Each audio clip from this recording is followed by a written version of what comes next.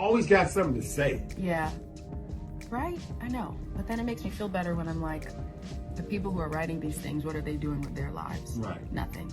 Because if they were, they wouldn't waste their breath talking about mine. Because they'd be too busy focusing on theirs. Yeah. So.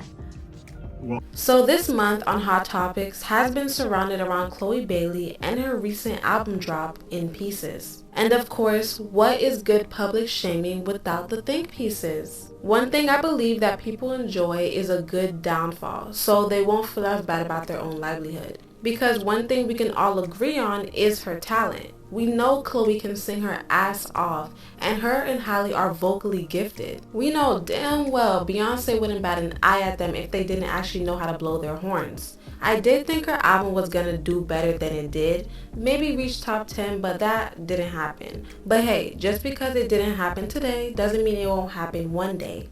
There's a lot of back and forth on why her album didn't do so well. On an obvious note, her album isn't for everybody. She's very artistic and creative with her sound, and I can see how her contemporary sound can draw some people away. But her sound is also very enlightening. You can hear and feel the effort she puts into her vocals and the melodies. I've stated this in my Artists Who Need Alter Egos video that you guys should check out, that Chloe and Halle separated way too soon. They had good traction and buzz from the Ungodly Hour album that received praise. As Beyonce's proteges, people were paying attention. They had amazing stage presence, godly vocals, and interesting visuals. With B's name attached, they had an audience wanting to take a peek of who they really were. All eyes were on Chloe because she gave more of the breakout star appeal. She was given like a new Beyonce, while Halle focused on acting and now she's the new Disney mermaid. And Chloe was more into the music. But Ungodly Hour wasn't enough for Chloe to generate a loyal fan base to her name. In 2021, Have Mercy was released and it was a great solo debut song. It peaked at number 28 on the Hot 100 and is her first platinum solo song. The two singles that followed in 2022 was Treat Me and Surprise, which were definitely some ear catchers. Those three songs in combination would have been great singles for an album release. Treat Me didn't get this to the same peak as Have Mercy, but it was a great follow-up sample single. Very upbeat and vibrant just like Have Mercy, and Surprise was more on the softer route, but it was a great song overall. For the Night is another song released, and it wasn't bad either. It could have been just a regular song on an album though. It would have been better if Chloe released her album in 2022 when she claimed herself it was finished. But with Beyonce's rollout for her album and other artists like Taylor Swift, Future, Drake, Kendrick all releasing the same year, they probably assumed it wasn't a good time. As Chloe is still a new artist, the buzz from the albums could have taken shine away from hers. There has also been a lot of talk about it being Beyonce's fault. Beyonce. Yeah, people were blaming Beyonce, saying Beyonce didn't post about it on her social media. She didn't talk about it. She didn't promote it because she is signed to Beyonce. Her fault that the album didn't do so well, which she shouldn't take the blame for. Everybody knew when Chloe's album dropped. It really wasn't like people didn't know, it's just that they didn't care. It doesn't matter whether or not Beyonce posted her album. I think since Beyonce doesn't speak to us or actually do anything to draw attention to herself outside of her music, we expect her to at least promote her own artists when Beyonce is doing what she's supposed to be doing. Chloe has gotten endless opportunities as a debut artist since she went solo.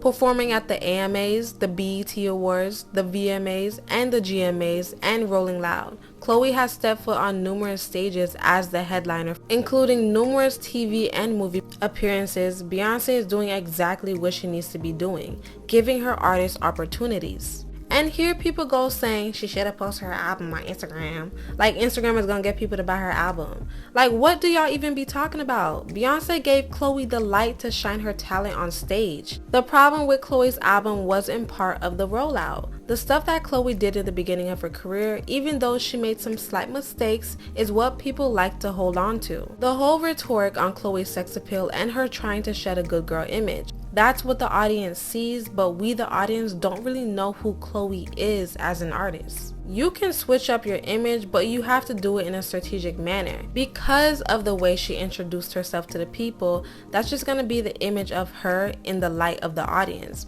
The way she tried to strip herself of the image a year or so ago didn't come off organic. So we see her trying to be something that we the audience don't think she really is. Like SZA, she's an R&B artist who makes music for side chicks. Been making side chick anthems. Amazing music though, but you really won't even realize it's pick me lyrics. Summer Walker, Shawty just wants some love. And then Chloe. I don't even know what Chloe is. I don't even know. And I actually really like Chloe. I just really don't know. Cause her first solo songs, Treat Me, Have Mercy, were not of the nature she's displaying now. And as she's trying to shed that image, she should have stayed making music in that manner until she was ready to take the leap into something else. And I think that's what people expected. So we don't know what her type of music is. Her album In Pieces was about heartbreak, and she kept up with it with each new single release and the songs on the album. Pray It Away, beautiful, beautiful. I genuinely like the song and her vocals flowed seamlessly. And then you have the songs with Chris, which received a lot of backlash, which I don't really know why.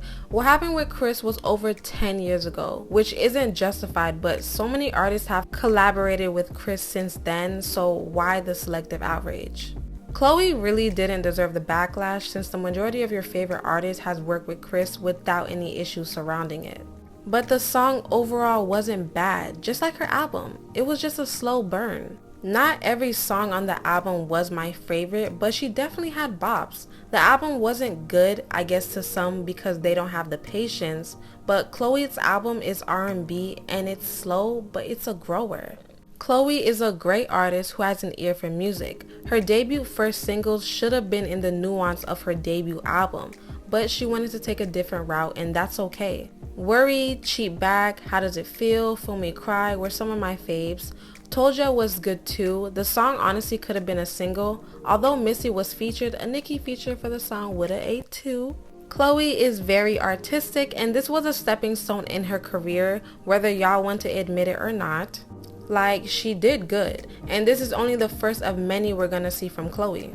Y'all can say her album flopped, but at least Chloe is allowed to flop. Because if y'all faves albums didn't do so well, they would have been dropped in a heartbeat. So yay to Chloe's debut album. Honestly, I give it 5 years before we talk about how this mini misstep was what helped her develop into the strong artist she's becoming. Anyways guys, thank you guys for tuning in. Make sure you like and subscribe. Toodles!